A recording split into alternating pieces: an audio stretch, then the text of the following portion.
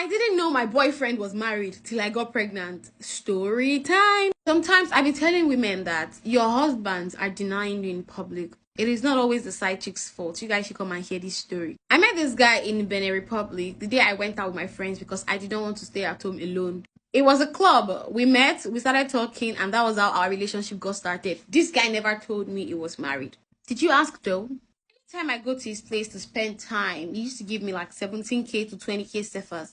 Not quite long, I came back to Nigeria because I needed to sort some things out. When he called and we spoke, I told him I was no longer coming back to Benin Republic because of the work I was doing. It wasn't paying me well. But this guy tried to convince me to come back. After months talks, I decided to go back, but not his place. So I went back to the apartment my boss got for us. But this guy always wanted me to be around him every time. He even wants me to be with him in his house, which cannot be possible because I go to work every day, but I go back to his place after work before I go home. We used to have countless fights because he always says I'm picking my work over him, and that's why I am unavailable to come over to his place whenever he wants me to come. After many months of staying in the Benin Republic, things were not going well for me, so I decided to move back to Nigeria. Mind you, the last time I went to Nigeria that he was convincing me to come back, I did, but he wasn't the one that paid for me to come back. He was my boss, and that was why I chose my work over spending time with him. So this time around, after explaining to him that I want to go back to Nigeria, he told me, okay, that whenever I want to come back, he's going to send money for me to come.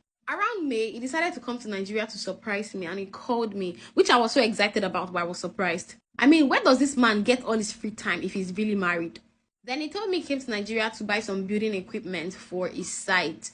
He left after 3 days before I got a message from my mom from church saying that if I get pregnant, I should not abort it, because if I do, it could lead to death or have some serious issues with my health. That was when I remembered that I had not seen my period in the whole of May, and this was already June. I went to get a test done, and it was indeed confirmed that